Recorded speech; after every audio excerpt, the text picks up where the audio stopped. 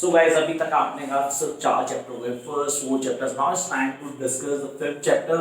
Remaining 2 we going to discuss very soon. तो यहाँ पे पहले क्लियर करता हूँ, इस चैप्टर में पूरा का पूरा पॉइंट से इस क्लास की बात कर रहा हूँ, पूरा का पूरा चैप्टर 5 कंप्लीट नहीं होने वाला। हाँ, इसके मेजर पोर्शन कोर्स से बाहर जा चुका है, डेफिनेटली जा चुका है, लेकिन उसके बाद भी अगर मैं बोलूँ तो इस चैप्टर को पढ़ने के लिए हमें टाइम चाहिए। तो I am going to divide this particular chapter into 2 और 3 वीडियोस। तो आई होप कि आप लोग इसे फॉलो करेंगे। फॉलो करने के लिए 2-3 चीजें क्लियर करता हूँ। गाइडलाइंस को फॉलो कर लेना है। गाइडलाइंस कौन सी होगी? हमें यहाँ पे एनसीईआरटी, रिपीट एनसीईआरटी को फॉलो करना है आप लोगों ने। रिमेनिंग 3 चैप्टर 5, 6, 7 आपने कहा ये 3 चैप्टर जो हैं इनको हम फॉलो करेंगे पूरा एनसीईआरटी से। अब क्या है पढ़ने का तरीका, क्या है, किन चीजों को फॉलो करना है and why this chapter is very important. अच्छा, बात की गई थी लास्ट मैंने कहा था केस स्टडी। केस स्टडी आते हैं हमारे पास, हमें केस स्टडी करनी। तो केस स्टडी कौन करते हैं? कौन से लोग हैं जो केस को स्टडी करते हैं? या जो हाई कोर्ट के जजेस होते हैं वो भी केसेस को स्टडी करते हैं। ठीक है, तो चीफ जस्टिस है हमारा, वो भी केसेस को स्टडी करता है। अब मैंने कहा यार मेरे पास ऐसे एग्जांपल्स हैं जिनको मैं देख के बता सकता हूँ कि लोग केस स्टडी करते हैं। I know the certain high court जजेस, ठीक है, जिनके घर में बहुत बार गया हूँ, तो वहां मैं उनको देखता हूँ वो स्टडी करते हैं। Really, after a long time, मैंने उसे पूछ लिया, मैं कहा why you studying all these files when the case has been already folded out, खत्म हो चुका है। तो कह रहे हैं हमें जजमेंट को दिमाग में रखना होता है, वो जजमेंट को लेके क्या डिसीजन लिए जाते हैं और कैसे लिए थे, किन सेक्शंस को, वो क्लियर करना होता है। And this chapter is all about this, that is legal professions in India. Legal profession की बात करते हैं तो एडवोकेट अगर बोले तो इट्स अ लीगल प्रोफेशन। अब इसको दो पार्ट समझ सकते हैं। पहला, जो लोग प्रैक्टिस कर रहे हैं, and the other one those who are just getting education, वो उसके बिहाफ पे क्या करते हैं, वो कोर्ट पे जाके जजमेंट आते हैं। लीगल स्टडीज करो आप, हम लीगल स्टडीज करके क्या 100 के 100% जाके वकील बन जाते हैं, जिनको बोलते हैं एडवोकेट। सॉरी, वकील अच्छा वर्ड नहीं है, तो जाके क्या है एडवोकेट बन जाते हैं? नहीं। ऑनेस्टली मैं अपना एक्सपीरियंस बताऊं तो मेरे मैक्सिमम स्टूडेंट एडवोकेट तो नहीं बने, सीरियसली नहीं बने। And I am not being shame, क्योंकि वो जज है, जज हैं, डिस्ट्रिक्ट कोर्ट के जज हैं, वो छोटी एज में और डिस्ट्रिक्ट कोर्ट के जज बन चुके हैं। ये सारे प्रोसीजर हम समझेंगे लेटर ऑन। तो इस चैप्टर में बहुत कुछ पढ़ने वाला है जिसको हम डिस्कस करेंगे। फर्स्ट ऑफ ऑल, इस पूरे चैप्टर को हम पार्ट्स में बांट लेते हैं।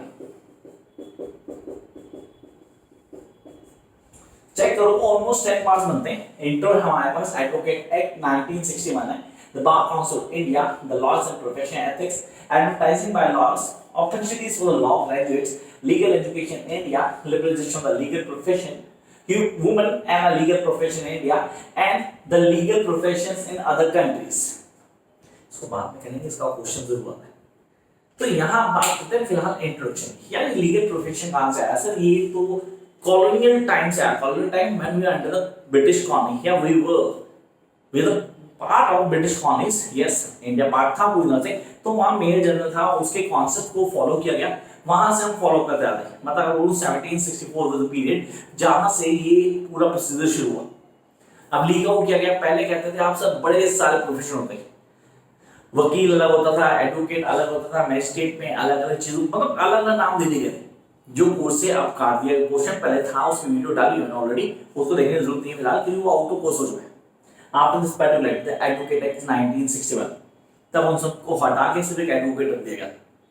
तो अभी हम डिस्कस करेंगे, तसल्ली से चीजों को जानेंगे कि हमने इस चैप्टर में क्या क्या पढ़ना है। द फर्स्ट थिंग, एक बेसिक ओरिजिन की बात करते हैं। सर बेसिक ओरिजिन मतलब the history of that law practitioner in India. तो शुरुआत हुई लीगल प्रैक्टिशनर एक्ट से 1846 से। सर इससे ही मेजर सेटबैक हूं, या मैं आपको कहूं द पिलर, या मैं आपको कहूं the beginning era of law practice in India लिया गया। तो आपने कहा लीगल प्रैक्टिस एक्ट, इसको क्लियर करना है। लीगल प्रैक्टिस 1946 में आया। 1846 में आने का रीजन था, रीजन क्या था, यहां पे ना इससे पहले हर कोई लॉ भी नहीं कर सकता था, ऑनेस्टली नहीं कर सकता था। अगर आप इंडियन हो और किसी ट्राइब को बिलोंग करते हो, किसी कम्युनिटी को बिलोंग करते हो, तो आप लॉ की प्रैक्टिस नहीं कर सकते। अगर आप इंडियन ब्रिटिशर्स को बिलोंग करते हो तो डेफिनेटली आप प्रैक्टिस कर सकते हो। कई रिलीजन्स को मना किया हुआ था, कई कास्ट को, सब कास्ट को हटा दिया गया था। मतलब एक स्टीम जॉब थी, मतलब हर कोई नहीं कर सकता भाई, जो इस लायक हो उसी को लॉ पढ़ाई जाएगी। तो पहला प्रोविजन आएगा 1846 में, जब क्या हुआ, एबॉलिश कर देगा। तो नेशनैलिटी और रिलीजन वाले कॉन्सेप्ट को क्या किया, अबॉलिश कर दिया। क्या कोई भी कर सकता है, नेशनलिटी का इशू खत्म करो, रिलीजन का इशू खत्म करो, कि अब सबके सब प्रैक्टिस कर सकते हैं, किसकी, लॉ की प्रैक्टिस कर सकते हैं, इसको पढ़ सकते हैं और इसकी प्रैक्टिस भी कर सकते हैं आगे। लेकिन एक दिक्कत थी यार, वुमेन्स को यहां भी छोड़ दिया, women's not allowed it, definitely they are not allowed it to be a lawyer. क्यों लगा उन लोगों को कि वुमेन इस लायक ही नहीं है कि उसको, यहां से तो डेली हो जाएगा, आई कांट हेल्प इट, लेकिन उनको ऐसा लगा कि वुमेन्स आर नॉट, कि उनको आगे बढ़ाया जाए। लेकिन फिर एक एक्ट आया, कब आया, women act, that is legal practitioner act. Sir कितना, 23 1923 में आया, 23 1923 में आया एक्ट 23, याद रखना 1923 में आया, याद रखना एक नंबर का ऑब्जेक्टिव क्वेश्चन आता है, दिमाग में याद रखना कि वुमेन प्रैक्टिशनर एक्ट कब आया था, 1923 एक्ट 23, जिसमें वुमेन को क्या दिया गया, so they are free to practice law. तुम लोग बात नहीं कर रहा, तुम तो पैदा हो, तुम तो कुछ भी कर सकते हो सीरियसली। अब यहाँ पे एक बात की गई है कि यार यहाँ उनको एक क्या दे, एक स्पोर्ट सिस्टम आ गया, now they can do their practice. अब वो प्रैक्टिस करेंगे, उनके क्या बेसिस होंगे, किन चीजों को जानेंगे, and how they going to get the maximum, वो सारी चीजें आती है। Then chapter next one, legal profession. अब बात की लीगल प्रोफेशन के, इनको दो पार्ट बांटते हैं, पहला प्रैक्टिस ऑफ लॉ, जो लोग प्रैक्टिस करें लॉ की। मैंने बोला यार वो लोग जो केस लड़ रहे हैं हाई कोर्ट में, सुप्रीम कोर्ट में, डिस्ट्रिक्ट कोर्ट में, sir these are people known as to be the lawyers, those are making law as a practice, ये लॉ को प्रैक्टिस बना रहे हैं। कुछ हम जैसे हैं जो प्रोफेशनल लीगल एजुकेशन में डील करते हैं, मेरे ऑलमोस्ट कम से कम 100 से ऊपर स्टूडेंट लॉयर होना चाहिए, कम से कम 20 से 25 सर डिस्ट्रिक्ट कोर्ट में जज होंगे। तो मैंने बोला यार, मैंने क्या किया, मैं प्रैक्टिस नहीं करता लॉ को, सीरियस में लॉ को कोई प्रैक्टिस नहीं किया, आई am not interested at all. हाँ, दूसरी तरफ बोलूं तो मैं इसको एक एजुकेशन की फॉर्म में लेके आऊं, लेकिन अगर इसको एडवर्टाइज किया जाए, आपने लॉ की हुई है तो आपको लॉ की डिग्री मिली हुई है, आप उसको यूज कर सकते हैं, तो आपने कहा आप लोग रेगुलेट कौन करता है, द एडवोकेट एक्ट 1961।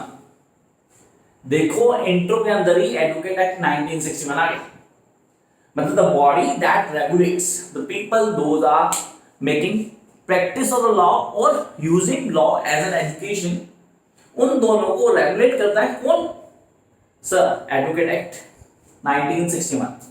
तो आई होप यहाँ हमें कॉन्सेप्ट क्लियर है, एडवोकेट 1961 आया, एक बहुत बड़ा चेंज लेके आया था, मैं बताऊं why, come this, don't worry. Come to the next phase, that is bar council. अब उसके बाद आगे सीधा बार काउंसिल को देखो, फर्स्ट 3 मैंने कहा इस क्लास में डिस्कस करेंगे, फर्स्ट 3 को आई कैन डिस्कस ऑल, फिर फायदा नहीं होगा, तसल्ली जाएंगे, भागना नहीं है, बहुत आराम चलते हैं, वे प्लेंटी ऑफ टाइम, अक्टूबर में कोर्स खत्म कर देंगे यार, उसके बाद नवंबर दिसंबर जो मर्जी करो, लेकिन उसके बाद फिर टेस्ट शुरू कर देंगे, जनवरी और फरवरी 2 महीने, फिर नहीं पढ़ाऊंगा, फिर आपकी मर्जी है, जब डाउट हो तो मुझे बताना।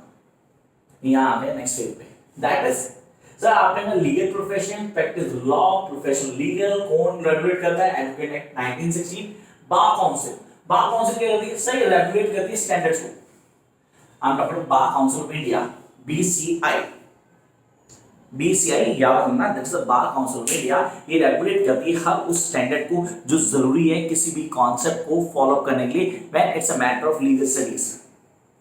अगर लीगल स्टडीज की बात हो रही है, इंडिया में बात हो रही है, तो हमें बार काउंसिल को बहुत अच्छे से क्लियर करना है, हम इसके कॉन्सेप्ट को समझेंगे, then we go through by step study. देन अब मेरे लिए इंपॉर्टेंट है कि कुछ बेसिक फंडे दिमाग होने चाहिए, क्योंकि मैं इंट्रो पढ़ रहा हूं, तो इंट्रो लीगल स्टडीज की है, तो आपको पता है कि second largest lawyer producing country in the world कौन सी है, हमारी है, seriously India is the second largest lawyers producing country in the world.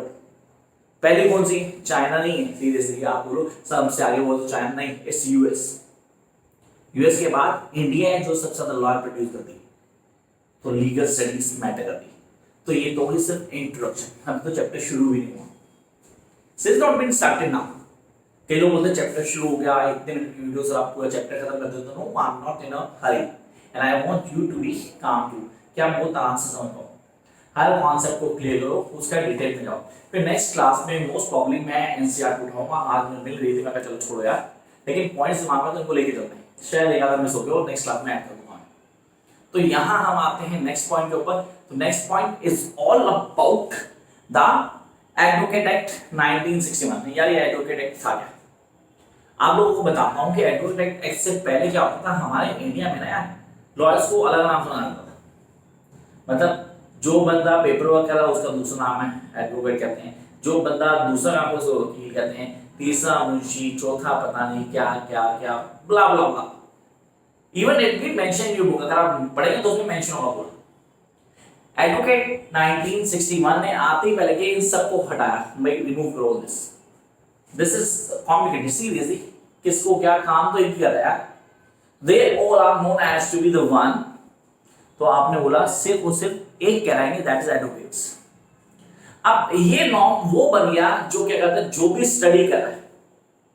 Advocate 1961 जो एक्ट आया इसने पहले क्या कर दिया कि भाई जो भी लॉ को प्रैक्टिस कर रहा है या उसको एजुकेशन ला रहा है या उसको डील कर रहा है, उस बॉडी को रेगुलेट कौन करेगा?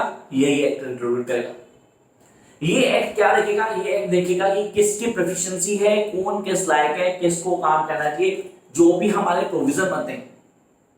यहाँ पे स्टेट बार काउंसिल का रोल बहुत बड़ा है, जो हम बीसीआई में पढ़ेंगे, बार काउंसिल ऑफ इंडिया में। अब आएगा आपको देखो बार काउंसिल ऑफ इंडिया में एक्सप्लेन करना रहा हूं, वहां स्टेट का रोल आएगा उसको क्लियर करेंगे। तो नॉर्म्स बनाना, रेगुलेशन क्रिएट करना, रूल्स फॉलो करना, ये सारा का सारा काम किसमें है? हमारे पास एडवोकेट एक्ट 1961। तो be prepare for this objective type paper कि आपको ऐसे क्वेश्चन पूछे जा सकते हैं, केस स्टडी में ऐड ऑन किया जाता है। Then jump to the next part, the Bar Council of India.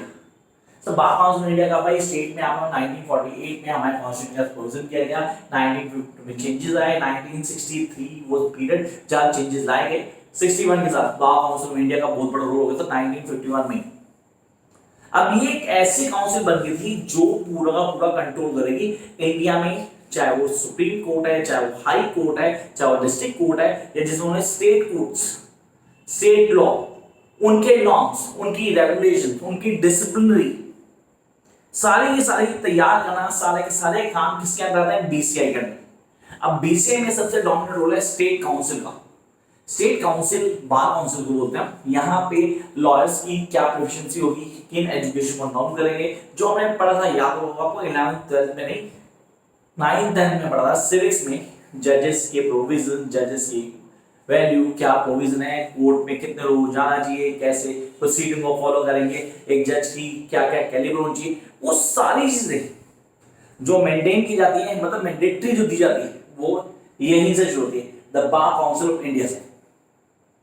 फिर जो नेक्स्ट स्टेप है हमारा, जो हमने पढ़ना है लॉज एंड प्रोफेशनल एथिक्स। ये एथिक्स, ये वैल्यूज सारी की सारी बार काउंसिल ऑफ इंडिया में ही डेलिबरेटली की जाती है। तो आई होप यहां पे पहले तो आज इतना पार्ट ऑन टिप करना। जब आप लोग इतना पार्ट बहुत अच्छे से ग्रिप कर लेंगे, then will jump to the next part. उस पार्ट में जाके क्या करेंगे? सारे कॉन्सेप्ट्स को क्लियर करेंगे। देन आई रियली नो कि यार अब मजा आएगा पढ़ने का, क्योंकि नेक्स्ट पार्ट में हमने डील करना है in 4 points of laws of the professional ethics, advertising by laws, optionalities for the law graduates, legal education in India. Remaining 3, yes, the remaining 3. ये third video and then this chapter भी हो। And I don't think so कि आप ज़्यादा हरी होंगे, सब कुछ आज ही खत्म करना है। या तो यहाँ plenty of time उसको ढंग से यूटिलाइज करते हैं ताकि चीज़ समझ पाए। Till then, keep studying guys, all the best.